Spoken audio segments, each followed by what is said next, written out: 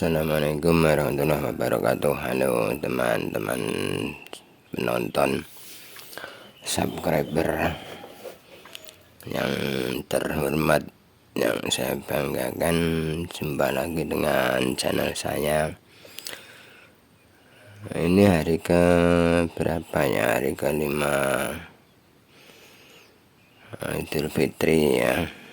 Nah, tentunya selamat Idul Fitri. Oke teman-teman, kali ini saya akan membagikan sebuah tips ya. Ini wabil khusus untuk teman-teman pecinta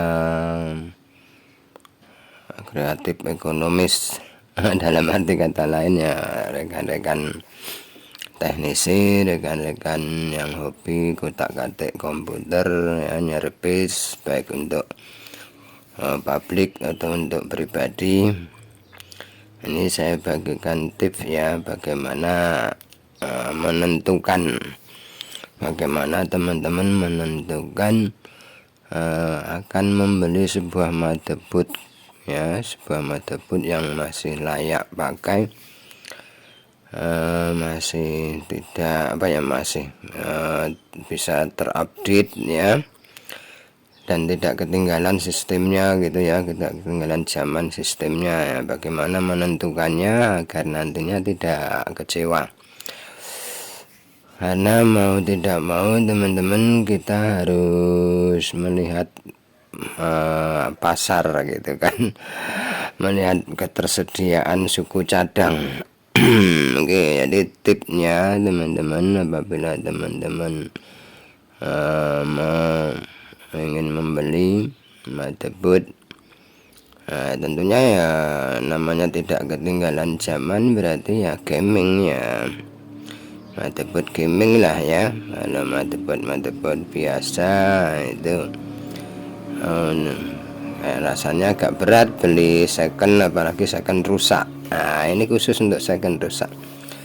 Jadi teman-teman sekalian, bila teman-teman ingin membeli motherboard, menurut teman-teman ini masih bagus, sayang kalau dibuang, dirongsokkan ya, dan dijual oleh pemiliknya baik secara online maupun offline. Nah, pertama-tama teman-teman cek ya, pertama kali teman lihat merek dan serinya. Berarti misalnya ASRock B365M4 misalnya kan, atau mungkin Gigabyte ini sudah ketinggalan ini, atau mungkin Gigabyte Z390UD misalnya kan teman-teman ya, atau MSI B20M Pro PH ini juga masih layak gitu kan, atau Asus Z270WS Workstation atau yang lain lah ya. Nah, ini hanya contoh saja ini ya. Nah, misalnya dijual murah karena memang dalam kondisi rusak itu teman-teman. Nah, ini yang saya contohkan, ini adalah motherboard gaming yang masih belum ketinggalan zaman, masih bisa ya kita tampilkan, jadi tidak malu gitu ya. Itu oke, misalnya teman-teman mendapatkan ini saya beri contoh aja, ASRock A320M HDP. Ini kan juga masih layak pakai ya teman-teman ya, tidak ketinggalan zaman sistemnya gitu. Nah, maka langkah pertama teman-teman setelah mencatat merek dan serinya,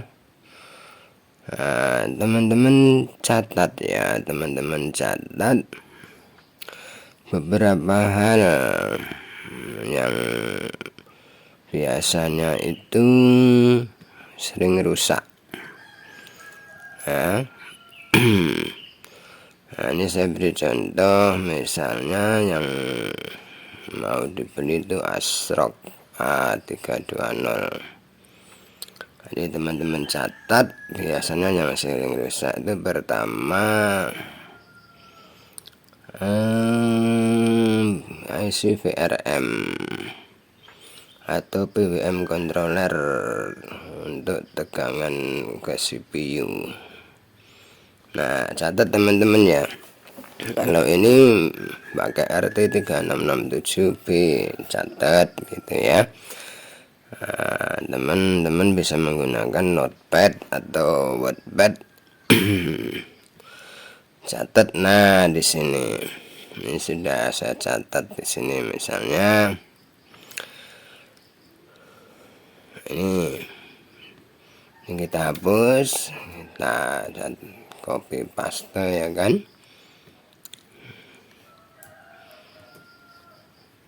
Dicatat. Ini saya beri contoh ya teman-teman. Nah, begini. Kemudian yang kedua adalah IC controller ya, IC controller pada RAM, BCC RAM, BCC RAM.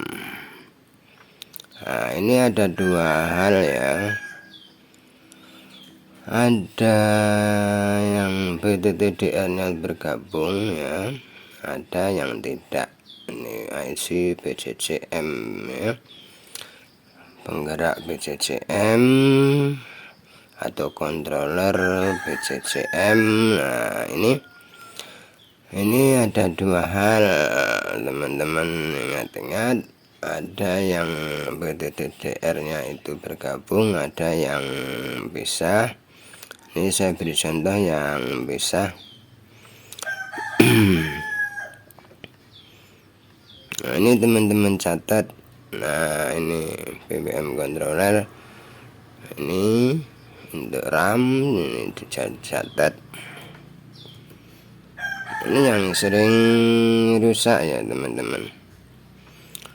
Kemudian IC EC, IC SIU atau IC EC. Nah, ini pakai NTC ini.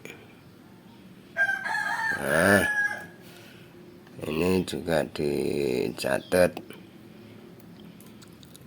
Kemudian selanjutnya biasanya di sini kalau ada BCCST itu teman-teman ya. Kita cari ya. Nah, PWM BCCST ini biasanya juga mudah rusak. Nah, ini juga kita catat.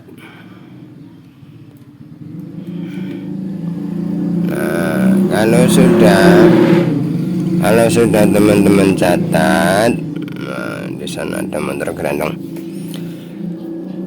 Maka langkah selanjutnya teman-teman cari pada pasar online, entah Shopee, entah apa itu,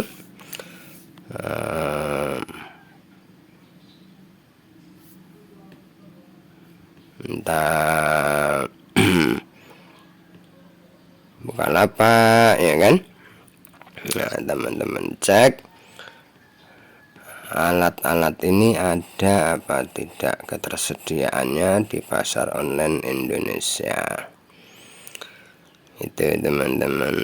Kalau tersedia ya saya sarankan ya belilah. Tapi kalau tidak tersedia di pasar Indonesia, lebih baik tidak usah itu teman-teman. Karena inden itu mahal pada ongkir dan pajaknya. Itu ya teman-teman tipnya ya. Kalau kanibal itu mas ya, kalau motherboardnya teman-teman punya 2 motherboard, nah mungkin bisa kanibalan IC-nya, tapi belum tentu sama. Merek IC yang dipakai itu belum tentu sama teman-teman. Itu teman-teman ya, itu tipsnya gitu. Jadi nanti kita tidak terjebak dalam ya, walaupun murah kan rugi gitu. Demikian teman-teman, mudah-mudahan ada manfaatnya. Assalamualaikum warahmatullahi wabarakatuh.